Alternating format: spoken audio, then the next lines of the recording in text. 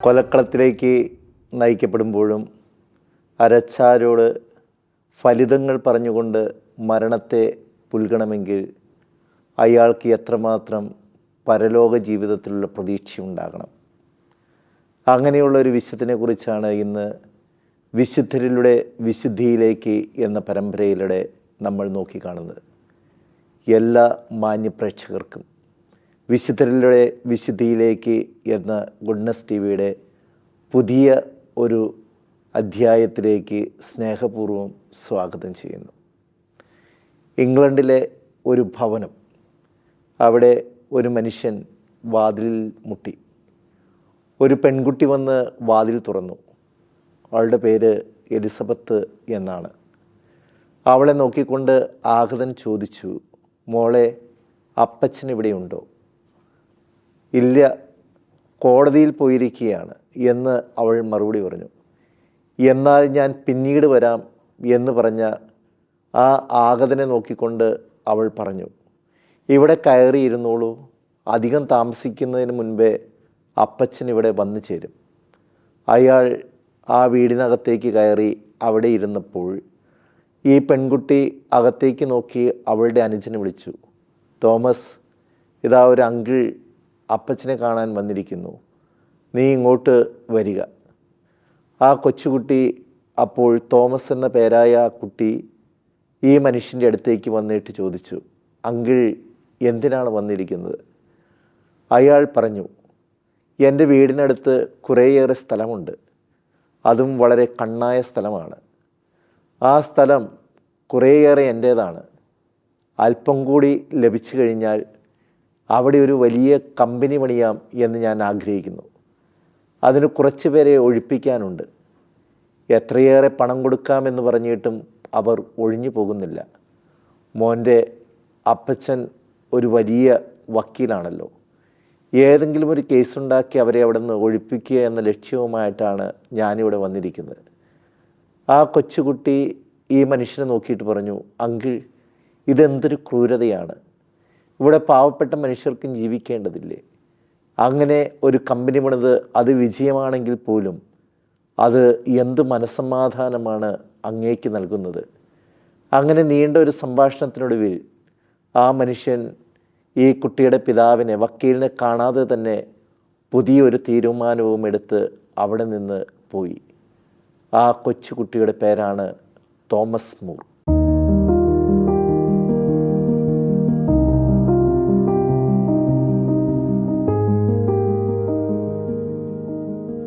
ധീര രക്തസാക്ഷിയായ, അനേകർക്ക് പ്രചോദനം പകർന്ന, ഇംഗ്ലണ്ടിൽ നിന്ന് ഉയർന്നു വന്ന സൂര്യനെ പോലെ വിശ്വാസത്തിൻ്റെ ദൃഢതയുള്ള ഒരു വലിയ മനുഷ്യൻ. ജോൺ മൂർ എന്ന മനുഷ്യന് 6 മക്കളുണ്ടായിരുന്നു. അതിൽ 2 പേർ ചെറുപ്പത്തിൽ തന്നെ മരിച്ചുപോയി. അയാളും ഭാര്യയും 4 മക്കളുമടങ്ങുന്ന സംതൃപ്തമായ കുടുംബം അധികകാലം മുന്നോട്ട് പോയില്ല. കൊച്ചു തോമസിൻ്റെ ജനനത്തോടു കൂടെ തന്നെ മരിച്ചു പോയ ഭാര്യ, പിന്നീട് ഈ കുഞ്ഞുങ്ങളെ നോക്കുന്നതിന് അദ്ദേഹം മറ്റൊരു വിവാഹം കൂടി കഴിച്ചു. അതും ദൈവനിയോഗത്താലാകാം. ആ വിവാഹത്തിലെയും സ്ത്രീ പെട്ടെന്ന് മരിച്ചുപോയി. അതിനാൽ അയാൾക്ക് മറ്റൊരു വിവാഹം കൂടി കഴിക്കേണ്ടി വന്നു. അങ്ങനെ സംതൃപ്തമായിട്ടുള്ള ഒരു കുടുംബജീവിതം, വളരെയേറെ മനോഹരമായിട്ടുള്ള ക്രിസ്തീയ ജീവിതത്തിന് മാതൃക നൽകുന്ന ഒരു മനോഹരമായിട്ടുള്ള കുടുംബം തന്നെയായിരുന്നു ജോൺ മൂറിൻ്റേത്. അദ്ദേഹം തോമസിനെ വളരെയേറെ വളർത്തിക്കൊണ്ടുവരുന്നതിനും വളരെയേറെ വിദ്യാഭ്യാസം നൽകുന്നതിനും ശ്രദ്ധിച്ചിരുന്നു. അതിനുവേണ്ടി എല്ലാ ശ്രമങ്ങളും അദ്ദേഹം നടത്തിയിരുന്നു. അങ്ങനെ അദ്ദേഹം ആ കാലഘട്ടത്തിൽ വളരെയേറെ ബുദ്ധിയിൽ വളരെയേറെ, അല്ലെങ്കിൽ ആത്മീയ കാര്യങ്ങളിൽ മാത്രമല്ല പഠന കാര്യങ്ങളും വളരെയേറെ താല്പര്യം കാണിച്ചിരുന്ന മോർട്ടർ എന്ന മെത്രാൻ്റെ അടുത്തേക്ക് തൻ്റെ മകനെ കൊണ്ടുചെന്നു. അദ്ദേഹം അവനെ അവിടെ സ്വീകരിക്കുന്നുണ്ട്. അവനെ അവിടെ സ്വീകരിച്ചുകൊണ്ട് അവന് വേണ്ട എല്ലാ നിർദ്ദേശങ്ങളും നൽകുന്നു. ഈ കാലഘട്ടത്തെക്കുറിച്ച് വിശുദ്ധൻ ഓർമ്മിക്കുന്നത് ഒത്തിരിയേറെ പുസ്തകങ്ങൾ വായിച്ച് അറിവ് നേടി എന്നതിനേക്കാൾ ഉപരി ഈ പിതാവിൻ്റെ സ്നേഹസമ്പന്നമായിട്ടുള്ള പെരുമാറ്റങ്ങൾ അവനിൽ ഒത്തിരിയേറെ സ്വാധീനം ചെലുത്തിയിട്ടുണ്ട്. ഏറ്റവും ഉയരത്തിലാണെങ്കിലും എങ്ങനെ എളിമയോടുകൂടി പെരുമാറണമെന്നും, അതുപോലെ തന്നെ പാപങ്ങളോടും ഒത്തിരിയേറെ വേദന അനുഭവിക്കുന്നവരോടും ആർദ്രതയുള്ള ഹൃദയവുമായി ജീവിക്കണമെന്നും ഈ പിതാവിൽ നിന്ന് കിട്ടിയ വളരെയേറെ നല്ല മാതൃകകളാണ് തോമസിനെ മുന്നോട്ടേക്ക് നയിച്ചത്. അങ്ങനെ പഠനത്തിൻ്റെ ഒരു കാലഘട്ടം കഴിഞ്ഞപ്പോൾ ഈ പിതാവ് തന്നെ അവന് വേണ്ടി ഒരു തീരുമാനമെടുക്കുകയാണ്. അതായത് ഓക്സ്ഫോർഡ് യൂണിവേഴ്സിറ്റിയിൽ അവനെ ചേർത്ത് പഠിപ്പിക്കുക എന്നുള്ളത്. അവൻ്റെ പിതാവിന് അതത്രയേറെ താല്പര്യമൊന്നും ഉണ്ടായിരുന്നില്ല. കാരണം മകൻ അത്രയേറെ പഠിക്കണമെന്നൊന്നും അയാൾക്ക് ആഗ്രഹമില്ല. അയാളുടെ പിതാവും വക്കീലായിരുന്നു. ഇവൻ എങ്ങനെയെങ്കിലും ലോ പഠിച്ച് ജീവിതത്തിൽ വളരെയേറെ ഉയർന്നൊരു വക്കീലായിട്ട് ഉയർന്നു വരിക, തൻ്റെ പിതാവിൻ്റെയും തൻ്റെയും ജീവിതം വളരെയേറെ അനുഗ്രഹപൂർണമായിട്ടുള്ള, മറ്റുള്ളവർ അസൂയയോടെ നോക്കിക്കാണുന്ന അത്രയേറെ സാമ്പത്തിക ഭദ്രതയും അത്രയേറെ കഴിവുമുള്ള വക്കീലുമാരായിരുന്നു അവരുടെ ജീവിതം. അതുപോലെ മകനും ഉയർന്നു വരിക എന്ന ആഗ്രഹം മാത്രമാണ് പിതാവിനുണ്ടായിരുന്നത്. ഇവൻ ഓക്സ്ഫോർഡ് യൂണിവേഴ്സിറ്റിയിൽ ചേർന്ന് പഠിച്ച് അവിടെ ഗ്രീക്കും ലത്തീനും ആ കാലഘട്ടത്തിൽ അത് വളരെയേറെ ആവശ്യവുമായിരുന്നു. അത് ഉന്നതമായിട്ടുള്ള പഠനത്തിന് ഈ 2 ഭാഷകളും പഠിക്കുക എന്നുള്ളത് കാലഘട്ടത്തിൻ്റെ ആവശ്യമായിരുന്നു. വളരെയേറെ സന്തോഷത്തോടു കൂടിയാണ് അവൻ അതെല്ലാം പഠിച്ചിരുന്നത്. അവന് ഗ്രീക്കിൽ കൂടുതൽ ജ്ഞാനം നേടണമെന്ന ആഗ്രഹമുണ്ടായിരുന്നുവെങ്കിലും കുറച്ചു കാലത്തെ പഠനങ്ങൾക്ക് ശേഷം അപ്പൻ അത് സമ്മതിച്ചില്ല. കാരണം ഇവിടെ പഠിച്ച് ജീവിതം കളയാതെ ഏതെങ്കിലും ഒരു തൊഴിലിലേക്ക് ഇറങ്ങണം എന്നതായിരുന്നു പിതാവിൻ്റെ ആഗ്രഹം. അവനതിന് എതിര് നിൽക്കുന്നതുമില്ല. ആ കാലഘട്ടത്തിൽ അവിടെ ഒരു കർത്തൂസിയൻ സന്യാസിയുമായിട്ട് അദ്ദേഹം കുറേ കാലം ഒരുമിച്ച് താമസിച്ചിരുന്നു. ഈ കർത്തൂസിയൻ സന്യാസിയെ പോലെ അവൻ വ്രതവാഗ്ദാനം നടത്തിയിട്ടില്ലെങ്കിലും അതുപോലെയുള്ള പ്രാർത്ഥനാ ജീവിതവും അതുപോലെയുള്ള വിശുദ്ധിയുടെ ജീവിതവും നടത്തുവാൻ ആഗ്രഹിച്ചിരുന്ന ഒരു വിശുദ്ധമായിട്ടുള്ള മനസ്സ് അവന് തുടക്കത്തിൽ തന്നെ ഉണ്ടായിരുന്നു. അങ്ങനെ തിരികെ വന്ന് തൻ്റെ വക്കീൽ ജോലിയിൽ വ്യാപൃതനായ അദ്ദേഹം വളരെയേറെ വിജയം കണ്ടെത്തിയ ഒരു വ്യക്തിയാണ്. ആ കാലഘട്ടത്തിൽ ജീവിതത്തിൻ്റെ മുന്നോട്ടുള്ള ചിന്തകളെക്കുറിച്ച് അദ്ദേഹം എപ്പോഴും വളരെയേറെ ചിന്തയോടെ വ്യാപരിച്ചിരുന്നു. വിവാഹം കഴിക്കണമോ, അല്ലെങ്കിൽ പുരോഹിതനാകണമോ, സന്യാസിയാകണമോ, ഇത്തരം ചിന്തകൾ നിരന്തരം അവൻ്റെ മനസ്സിലേക്ക് കടന്നു വന്നുകൊണ്ടിരുന്നു. ഒരു പുരോഹിതനാകുക അത്ര എളുപ്പമല്ല എന്ന് അവനറിയാമായിരുന്നു. ഒരു പുരോഹിതൻ എന്നാൽ ജീവിതകാലം മുഴുവൻ വിശുദ്ധിയിൽ വ്യാപരിക്കേണ്ട മനുഷ്യനാണ്. തന്നെക്കൊണ്ട് അതാവില്ല എന്ന് അവൻ കണക്കുകൂട്ടി. ഒരു സന്യാസിയാകുക അതിനേക്കാൾ വളരെയേറെ പ്രയാസം നിറഞ്ഞ ഒരു വിളിയാണ് എന്ന ബോധ്യമുണ്ടായിരുന്ന അവൻ വിവാഹ ജീവിതത്തിലേക്ക് പ്രവേശിച്ചു. ഈ വിവാഹ ജീവിതത്തിൽ അവന് 4 മക്കളുണ്ടായി. വളരെയേറെ ആനന്ദകരമായ ജീവിതം. ഒരുപക്ഷെ കുടുംബജീവിതക്കാരുടെ മാതൃക എന്ന് പറയാൻ വിശേഷിപ്പിക്കുവാൻ സാധിക്കുന്ന രീതിയിൽ വളരെയേറെ അനുഗ്രഹദായകമായിട്ടുള്ള ഒരു ജീവിതമായിരുന്നു. അതും അധികകാലം വിധി അനുവദിച്ചില്ല. ഭാര്യ മരിച്ചുപോയി. പിന്നീട് അദ്ദേഹം ഈ കുട്ടികളുടെ വളർച്ചയ്ക്ക് വേണ്ടി കുറേ കാലം കുട്ടികളുടെ അമ്മയായി അദ്ദേഹം തന്നെ ഈ കുട്ടികളെ പരിചരിക്കുന്നുണ്ട്. അത് സാധിക്കാതെ വരുമ്പോൾ കുട്ടികൾക്ക് ഒരു അമ്മയുടെ സ്നേഹം ലഭിക്കാൻ അദ്ദേഹം മറ്റൊരു വിവാഹം കൂടി കഴിക്കുന്നു. തൻ്റെ പിതാവ് എപ്രകാരമാണോ തങ്ങളെ ശുശ്രൂഷിച്ച് നന്മയിലേക്ക് ഉയർത്തിക്കൊണ്ടുവന്നത്, അതുപോലെ തന്നെ തൻ്റെ കുട്ടികൾക്ക് സ്നേഹവും വിശ്വാസവും പകർന്നു നൽകുന്നതിന് തോമസ് അക്ഷീണം പ്രയത്നിച്ചിരുന്നു. തോമസിൻ്റെ 2ാമത്തെ ഭാര്യ ആദ്യ ഭാര്യയോട് അത്രയേറെ തീഷ്ണതയില്ലാത്ത ആളായിരുന്നു. ആഡംബരത്തിലും ആഡംബര ജീവിതത്തിലും കുറേയേറെ ശ്രദ്ധിച്ചിരുന്ന, അല്ലെങ്കിൽ ഭർത്താവിനെ ഉപദേശിച്ചിരുന്ന ഒരു സ്ത്രീ കൂടിയാണ് 2ാമത്തെ ഭാര്യ. തൻ്റെ വക്കീൽ ജീവിതം അത് വലിയ കൃപയിലും അനുഗ്രഹത്തിലും മുന്നോട്ട് പോകുമ്പോഴും എപ്പോഴും തനിക്ക് കിട്ടുന്ന കേസുകൾ അത് കോടതിക്ക് പുറത്ത് സെറ്റിൽ ചെയ്യുന്നതിന് വേണ്ടി അദ്ദേഹം ശ്രമിച്ചിരുന്നു എന്ന് അദ്ദേഹത്തിനോട് അടുത്തറിയാവുന്ന ആളുകൾ പറയുന്നു. അതൊരു വിഡ്ഢിത്തരമാണ്. കാരണം കോടതിയുടെ അകത്ത് കാര്യങ്ങൾ ചർച്ച ചെയ്ത് ആ കോടതിയുടെ അകത്ത് വ്യവഹാരങ്ങൾ തീർക്കുമ്പോഴാണ് പണം ലഭിക്കുന്നത്. അതിന് പുറത്ത് പലപ്പോഴും അതിൻ്റെ ഫീസ് ലഭിക്കുക സാധ്യമല്ല. എന്നിരുന്നാലും ജനങ്ങളുടെ നന്മയ്ക്ക് വേണ്ടി, ഉയർച്ചയ്ക്ക് വേണ്ടി കാര്യങ്ങൾ കോടതിയിലെത്താതെ അത് വിട്ടുവീഴ്ചയോടെ ചെയ്തു തീർക്കണമെന്ന ആഗ്രഹവുമായി അദ്ദേഹം പലരെയും സമീപിച്ചിരുന്നു എന്ന് ചരിത്ര പുസ്തകങ്ങൾ സാക്ഷ്യപ്പെടുത്തുന്നു. എങ്ങനെയായിരുന്നാലും അദ്ദേഹം വർഷാവസാനം ഒരു നല്ല തുക അദ്ദേഹത്തിൻ്റെ ഈ അഭിഭാഷക വൃത്തിയിലൂടെ അദ്ദേഹം നേടിയിരുന്നതായും ചരിത്രം സാക്ഷ്യപ്പെടുത്തുന്നുണ്ട്. അങ്ങനെ കാലം മുന്നോട്ടും നീങ്ങവേ അദ്ദേഹം പാർലമെൻറ്റിലേക്ക് തിരഞ്ഞെടുക്കപ്പെട്ടു. രാജാവിൻ്റെ പാർലമെൻറ്റിലേക്ക് തിരഞ്ഞെടുക്കപ്പെട്ട ഒരു പ്രായം കുറഞ്ഞ വ്യക്തിയായി അദ്ദേഹം മാറി. ആ ഇടയ്ക്കാണ്, ആ സമയത്ത് രാജാവായിരുന്നത് ഹെൻറി ഏഴാമനാണ്. അദ്ദേഹത്തിൻ്റെ മകളെ സ്കോട്ട്ലൻഡിലെ രാജാവിന് വിവാഹം ചെയ്തു കൊടുക്കുന്നതിന് അദ്ദേഹം തീരുമാനിച്ചു. ഈ വിവാഹത്തിന് രാജാവിന് ഒത്തിരിയേറെ സ്ത്രീധനം നൽകേണ്ടതുണ്ട്. ഈ സ്ത്രീധനത്തുക തൻ്റെ ഖജനാവിൽ നിന്ന് എടുക്കണമെന്ന് അദ്ദേഹം ആഗ്രഹത്തോടുകൂടി അദ്ദേഹത്തിൻ്റെ ഉപദേശ സംഘത്തെ, അതായത് ഈ പാർലമെൻറ്റിലെ അംഗങ്ങളെ സമീപിച്ചു. അവിടെ രണ്ട് തരത്തിലുള്ള അഭിപ്രായങ്ങൾ ഉയർന്നു വന്നു. പാർലമെൻറ്റിലെ സമ്പത്ത്, രാജ്യത്തിൻ്റെ സമ്പത്ത് രാജാവ് ഉപയോഗിക്കുന്നത് അത്രയേറെ നല്ലതല്ല എന്ന് വാദിക്കുന്ന ഒരു കൂട്ടർ. അത് പരസ്യമായി പറയാൻ പലർക്കും മടിയുണ്ടായിരുന്നു. അതേസമയം രാജ്യത്തിൻ്റെ സമ്പത്ത് രാജാവിൻ്റേതാണ്, അത് ഉപയോഗിക്കാമെന്ന് ശക്തിയായി വാദിക്കുന്ന മറുപക്ഷവും. അങ്ങനെ ഇത് പാർലമെൻറ്റിൽ ചർച്ചയ്ക്ക് വന്നപ്പോൾ ഒരു യുവാവ് എഴുന്നേറ്റ് നിന്നു. അത് തോമസ് മൂർ ആയിരുന്നു. അദ്ദേഹം ശക്തിയായി വാദിച്ചു. രാജ്യത്തിൻ്റെ സമ്പത്ത് ജനങ്ങളുടെ നന്മയ്ക്ക് വേണ്ടി ഉപയോഗിക്കേണ്ടതിൻ്റെ ആവശ്യകതയെക്കുറിച്ച് അദ്ദേഹം ശക്തിയുക്തം അന്ന് അവിടെ പ്രസ്താവിക്കുകയുണ്ടായി. അങ്ങനെ രാജാവ് ആഗ്രഹിച്ച പ്രകാരം കാര്യങ്ങൾ നടന്നില്ല. രാജാവിന് വിവാഹത്തിന് ചിലവാകേണ്ടതിൻ്റെ പകുതി മാത്രം നൽകുവാൻ ഈ യോഗം തീരുമാനമായി. പക്ഷേ ആ യോഗത്തിലൂടെ തോമസ് നേടിയെടുത്തത് രാജാവിൻ്റെ അപ്രീതിയാണ്.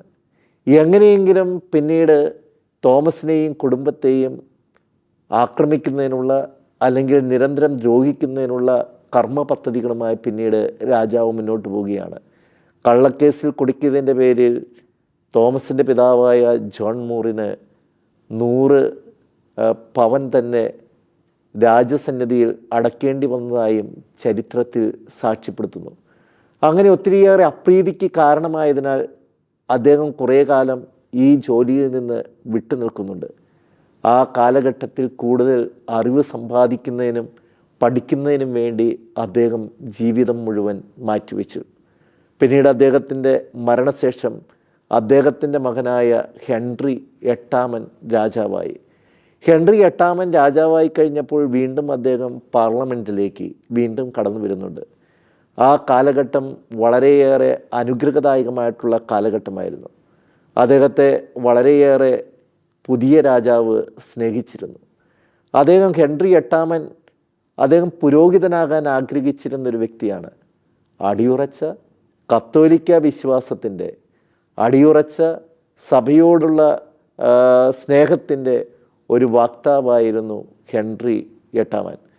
അദ്ദേഹത്തിൻ്റെ കാലഘട്ടത്തിൽ ലണ്ടൻ നഗരത്തിൻ്റെ നിയമനിർമ്മാണ സമിതിയിലേക്ക്, അതിൻ്റെ പ്രാമുഖ്യമായിട്ടുള്ള കസേരയിലേക്ക്, ജഡ്ജി സ്ഥാനം തന്നെ, അതിലേക്കാണ് തോമസ് മൂർ പിന്നീട് ജോലി ചെയ്യാനായിട്ട് തിരഞ്ഞെടുക്കപ്പെട്ടത്.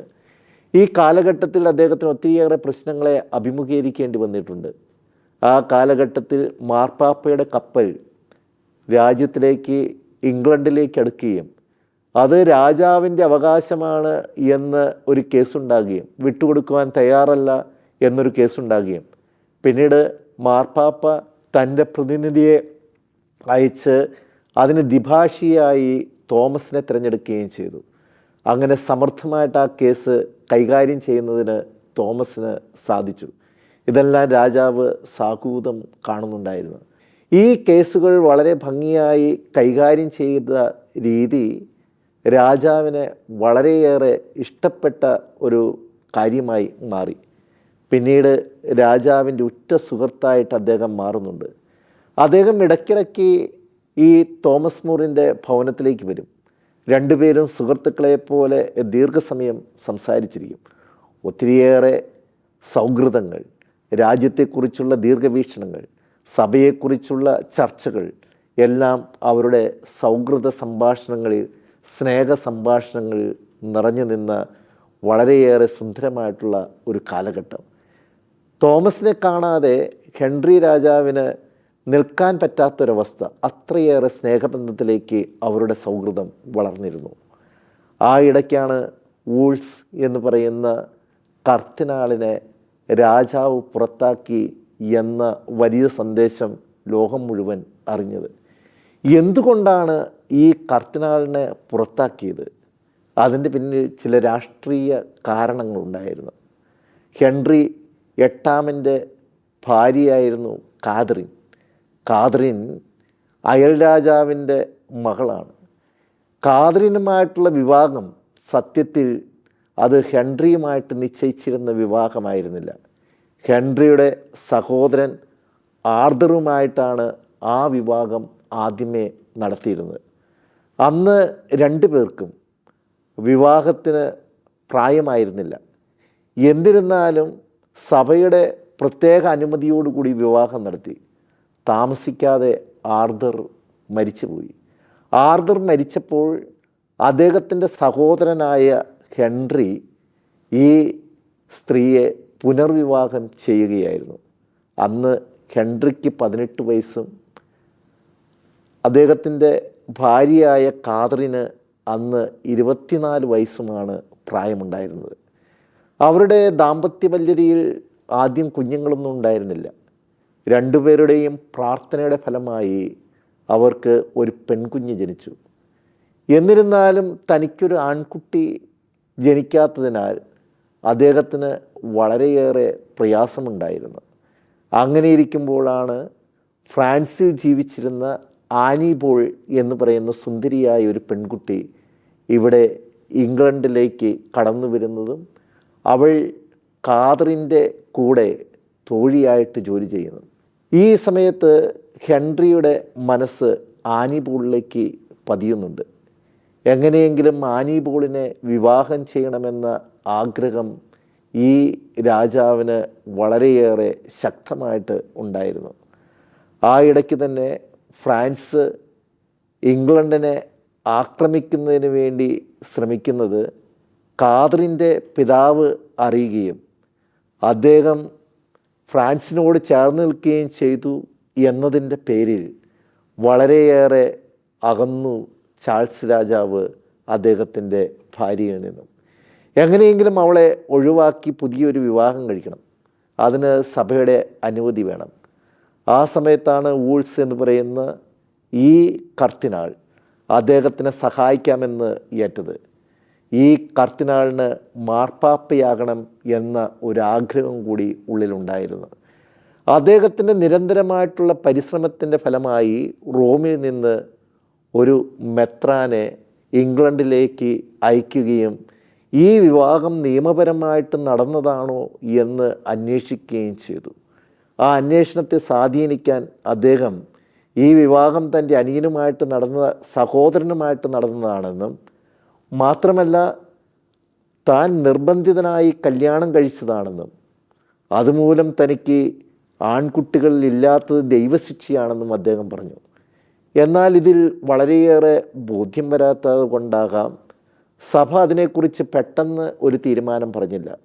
എന്ന് മാത്രമല്ല മാർപ്പാപ്പയുടെ ചിന്തയനുസരിച്ച് കുറേ നാളുകൾ നീട്ടിക്കൊണ്ടു പോയാൽ അദ്ദേഹത്തിൻ്റെ മനസ്സ് മാറും എന്ന ഒരു ചിന്തയുണ്ടായിരുന്നു. എന്നാൽ ആ ആഗ്രഹം നടപ്പിലായില്ല. അദ്ദേഹം നിരന്തരമായിട്ട് ഈ കല്യാണത്തിന് വേണ്ടി സഭയുടെ അധികാരികളെ സമീപിച്ചു കൊണ്ടിരിക്കുന്നു. അങ്ങനെ മാർപ്പാപ്പ ഈ കേസ് ഇംഗ്ലണ്ടിൽ നിന്ന് തിരികെ തൻ്റെ വത്തിക്കാൻ്റെ കൊട്ടാരത്തിലേക്ക്, വത്തിക്കാൻ്റെ കോടതിയിലേക്ക് മാറ്റി. അവിടെയുള്ള മെത്രാനെ, ഈ കേസന്വേഷിച്ചു കൊണ്ടിരുന്ന മെത്രാനെ തിരികെ വിളിച്ചു.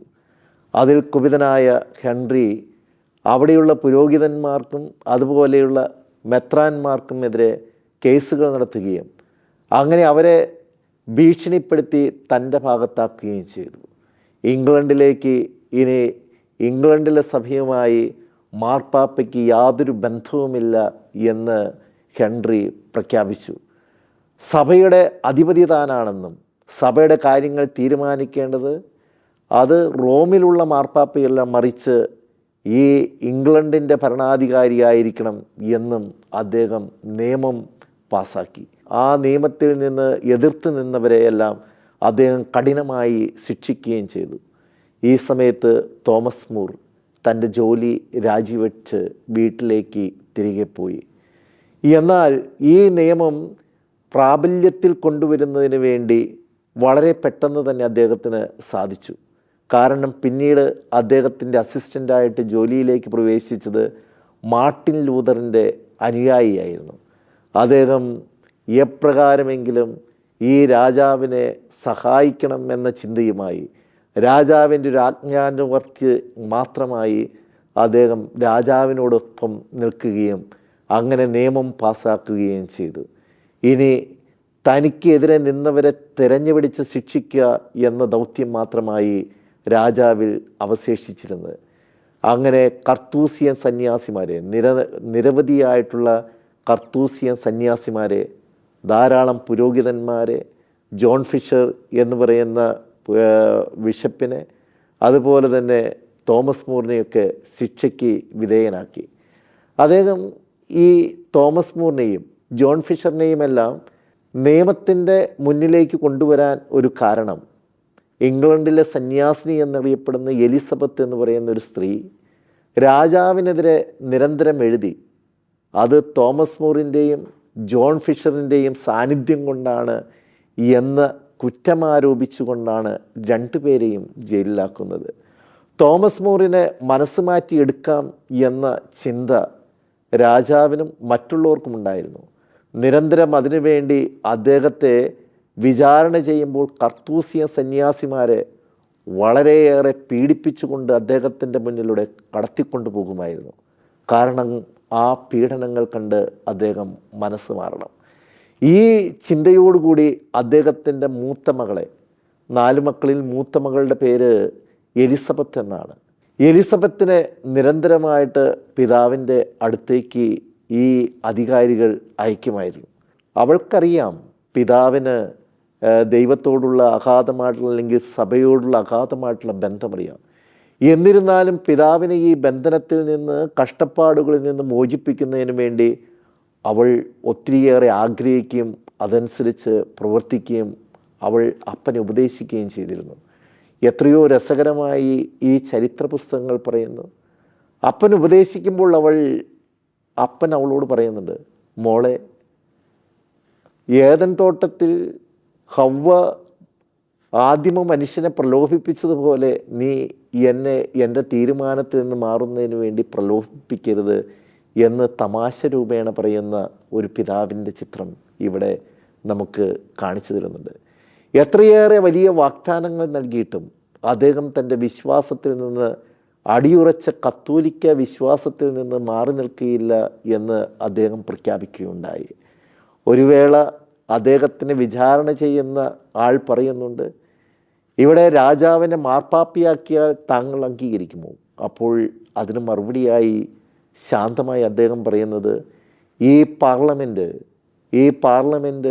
ദൈവമില്ല എന്ന് പറഞ്ഞാൽ എനിക്ക് അംഗീകരിക്കേണ്ടി വരുമോ? അതുപോലെ തന്നെയാണ് പാർലമെൻറ്റ് ഇവിടെ രാജാവിനെ മാർപ്പാപ്പിയാക്കി തിരഞ്ഞെടുത്താലും എനിക്ക് പറയാനുള്ളത്. കാരണം എൻ്റെ കൂടെ സഭയുണ്ട്, സഭയാണ് ആത്യന്തികമായ തീരുമാനങ്ങൾ എടുക്കേണ്ടത് എന്ന ഉറച്ച ചിന്ത അദ്ദേഹം ആ സമൂഹത്തിന് നൽകുകയായിരുന്നു. അങ്ങനെ എല്ലാ പ്രലോഭനങ്ങളും നടത്തിയിട്ടും അദ്ദേഹം തിരികെ തൻ്റെ ആവശ്യത്തിലേക്ക് കടന്നു വരികയില്ല എന്ന് മനസ്സിലാക്കിയ രാജാവ് അദ്ദേഹത്തിന് ശിക്ഷ വിധിക്കുകയാണ്. തൂക്കിക്കൊല്ലാൻ അദ്ദേഹത്തെ വിധിച്ചു. അദ്ദേഹം പ്രാർത്ഥിക്കുന്നുണ്ട്. മറ്റ് വിശുദ്ധന്മാർ മരിച്ച അതേ ദിവസം തന്നെ മരിക്കണമെന്ന ഒരാഗ്രഹമൊക്കെ അദ്ദേഹം പ്രകടിപ്പിക്കുന്നുണ്ട്. എന്നിരുന്നാലും അദ്ദേഹത്തിൻ്റെ ആഗ്രഹം അത്രയേറെ നടപ്പിലാക്കപ്പെട്ടില്ല.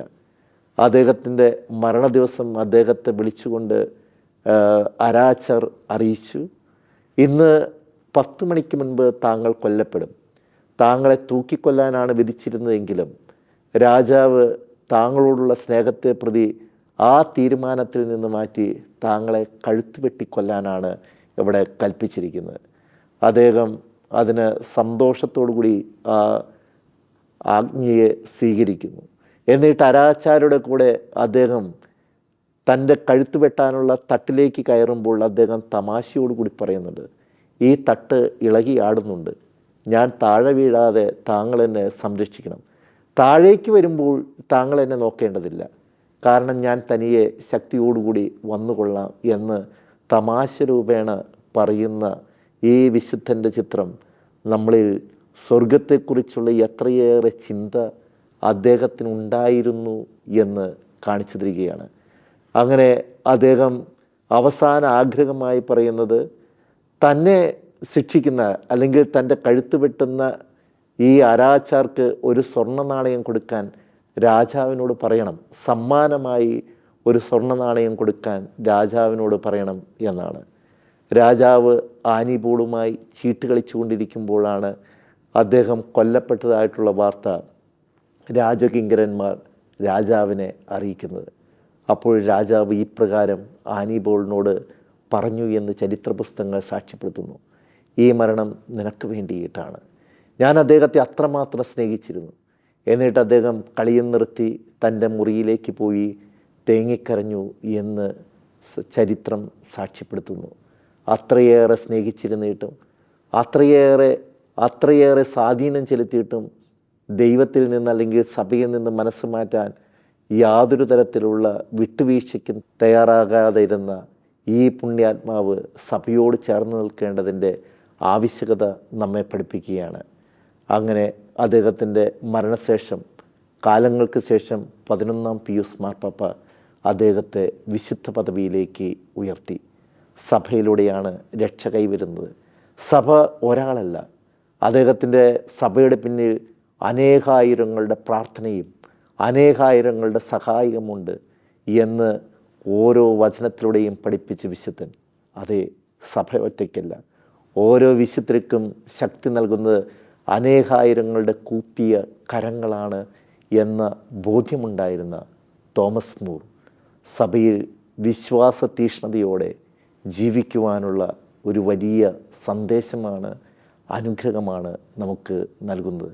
വിശ്വാസം ചോദ്യം ചെയ്യപ്പെടുന്ന ഈ കാലഘട്ടത്തിൽ തോമസ് മൂറിനെ പോലെ യേശുവിനോട് ചേർന്ന് നിൽക്കാൻ, സഭയോട് ചേർന്ന് നിൽക്കാൻ എല്ലാ പ്രേക്ഷകരെയും ദൈവം അനുഗ്രഹിക്കട്ടെ എന്ന് ആത്മാർത്ഥമായി പ്രാർത്ഥിക്കുന്നു.